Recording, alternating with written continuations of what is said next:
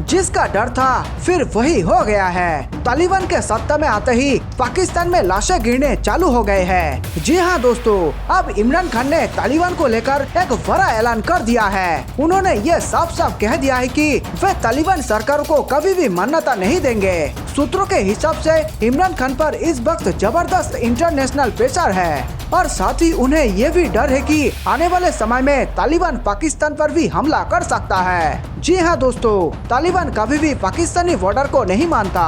तालिबान कहता है कि पूरा पाकिस्तान अफगानिस्तान का ही हिस्सा है। इसी कारण उन लोगों ने कभी भी पाकिस्तान और अफगानिस्तान बॉर्डर को स्वीकार नहीं किया है। इस वक्त इमरान खान के लिए बेहद भयावह स्थिति पैदा हो गई है। जी हाँ दोस्तों, तालिबानियों के पास सारे पैसे खत्म हो चुके हैं और वे लोग पाकिस्तान के अंदर घुसकर महिलाओं और अमीरों को लूट रहे हैं। अगर पाकिस्तान ने बड़े बड़े देशों की बात ना मानी तो आने वाले समय में जब तालिबान पाकिस्तान पर हमला करेगा तो पाकिस्तान को बचाने वाला कोई नहीं होगा। इसी के डर से अनन फनान में अब इमरान खान अपने बयान पलटते जा रहे हैं। दोस्तों, इमरान खान को समझ आ गया है कि तालिबान उनके लिए मौत बनकर सामने आ रहा है। जिस प्रकार से तालिबानियों ने पाकिस्तान के अंदर घुसकर पाकिस्तानी सेनाओं के ऑटोमेटिक हथियार छीनने शुरू कर दिए हैं, उससे ये साफ लग रहा है कि आने वाले समय में पूरे पाकिस्तान में तालिबान का आतंक जारी रहेगा।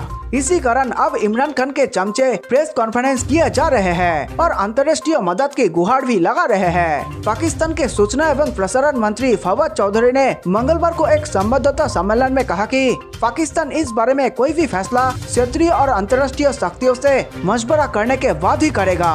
फवाद चौधरी ने कहा, जो भी फैसले होंगे वो एक पक्षीय नहीं है, द्विपक्षीय नहीं है, ये बहुपक्षीय फैसले हैं। तो हम अकेले कोई फैसला नहीं करना चाहते। हम इस क्षेत्र में भी और अपने अंतर्राष्ट्रीय साथियों के संपर्क में हैं और हम उसी हिसाब से फैसला लेंगे। जी हाँ दोस्तों, पाकिस्तान इस वक्त तोता बन गया है। अब वे न घर का बचा न घाट का, पाकिस्तान की चारों तरफ से लग गई है। अब उसकी लंका लगनी तय मानी जा रही है। उन्होंने बताया कि पाकिस्तान ने काबुल में तालिबान के पहुंचने के बाद तुर्की और अमेरिका के साथ विस्तार से चर्चा की है। प्रधानमंत्री इमरान खान ने तुर्की के राष्ट्रपति रेसेप तैयब एर्दोगान से बात की तो पाकिस्तान के विदेश मंत्री शाह महमूद कुरैशी ने अमेरिका के विदेश मंत्री एंटोनी ब्लिंकन के साथ चर्चा की है।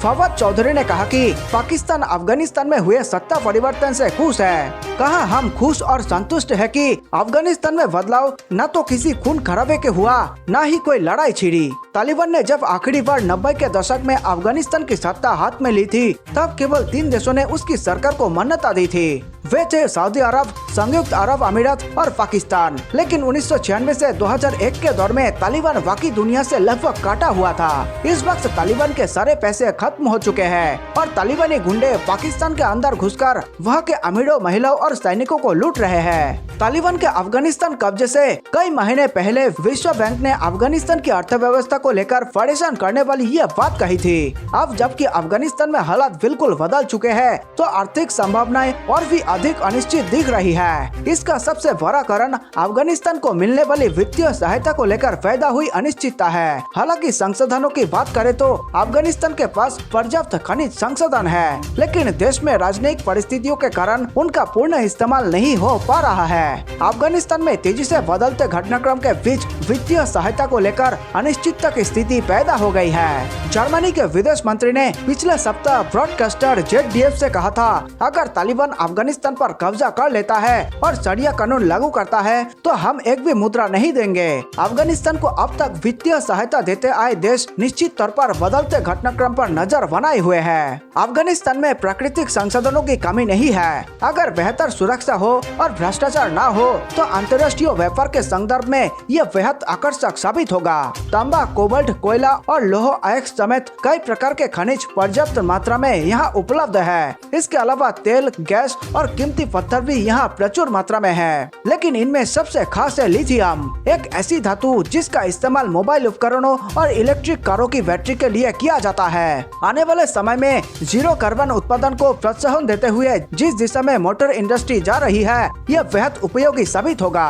साल 2010 में एक शीर्ष अमेरिकी जनरल ने न्यूयॉर्क टाइम्स को बताया था कि अफगानिस्तान की खनिज संपदा अभूतपूर्व है, लेकिन उसके साथ ही कई किंतु परंतु भी है। न्यूयॉर्क टाइम्स की एक रिपोर्ट के मुताबिक एक आंतरिक अमेरिकी रक्षा विभाग के ज्ञापन में कहा गया था कि अफगानिस्तान लिथियम का सऊदी अरब बन सकता है। बावजूद इसके अफगानिस्तान की अकूत संपदा का इस्तेमाल होता नहीं दिखता और अफगान लोगों को इसका बेहद कम, लगभग ना के बराबर लाभ हुआ है। पाकिस्तान और चीन के साथ लंबे वक्त से भारत के सीमा से जुड़े विवाद है। माना जा रहा है कि भविष्य में अफगानिस्तान में इन दोनों की भूमिका अहम होने वाली है। पाकिस्तान से सटी अफगानिस्तान की सीमा पूरी तरह से लोगों के लिए बंद नहीं है। इसके आर पार जाना लोगों के लिए बेहद आसान है। पाकिस्तान लंबे वक्त से अफगानिस्तान से जुड़े मामलों भी सक्रिय भूमिका निभाता आया है। कुछ लोगों का मानना है कि यह भारत के लिए हार साबित हो सकता है, जबकि पाकिस्तान के लिए यह बड़ी जीत है। लेकिन पूर्व भारतीय कूटनीतिज्ञ जितेंद्र नाथ मिश्रा का कहना है कि यह चीजों को देखने का सरल नजरिया है, क्योंकि पश्तूनों के नेतृत्व वाले तालिबान ने